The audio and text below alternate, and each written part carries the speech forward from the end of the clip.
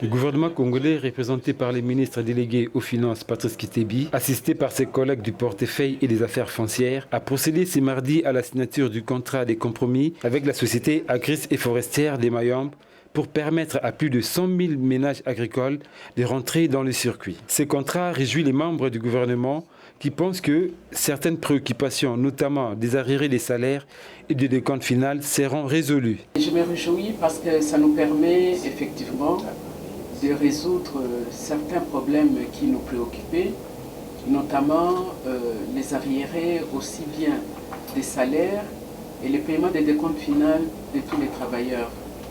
Comme vous le savez, Agrifor, c'était une très grande société dans les Mayombe et qui utilisait des milliers de personnes. Sa fermeture constitue une grande désolation et la reprise dans le cadre de ce projet non seulement va créer de l'espoir, mais comme l'a souligné le ministre délégué, va permettre en première phase l'occupation et la prise en charge de plus de 150 000 personnes, c'est-à-dire 150 000 familles.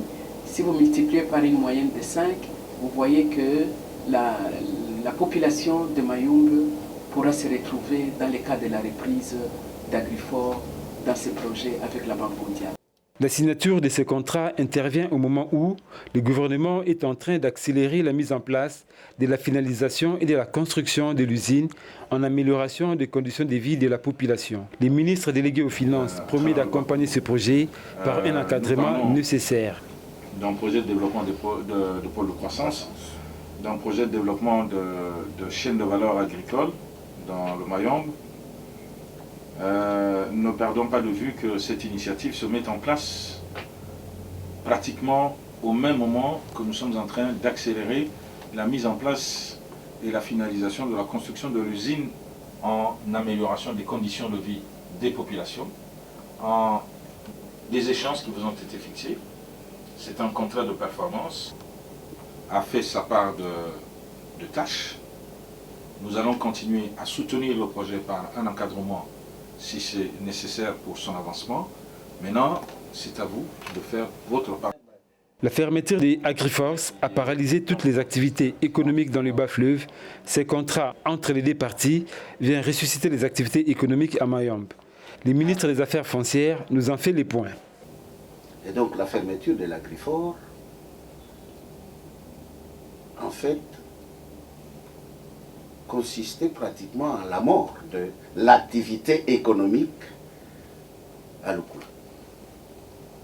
Les paysans, lorsqu'ils font leurs activités agricoles, quand ils viennent pour vendre leurs produits, ce sont les travailleurs de l'Agrifor qui ont les revenus pour acheter.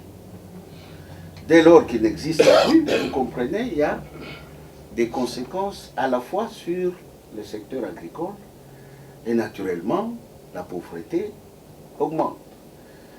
Donc, aujourd'hui, aller à Lukula et leur dire, voilà, l'Agrifor, tel que vous l'avez connu, en tant qu'entreprise d'exploitation du bois, n'est-ce pas? Parce qu'en fait, c'était... ils exploitaient le bois, ils fabriquaient de contreplaqué. Aujourd'hui, nous mettons de côté cette activité-là, mais nous allons relancer l'activité économique avec déjà le fait de pouvoir y mettre une usine. Vous ne pouvez pas vous rendre compte de ce que ça représente. C'est finalement la résurrection de cette partie de notre territoire du Mayombe. C'est antisocial. Oui, c'est vraiment antisocial. Ah non.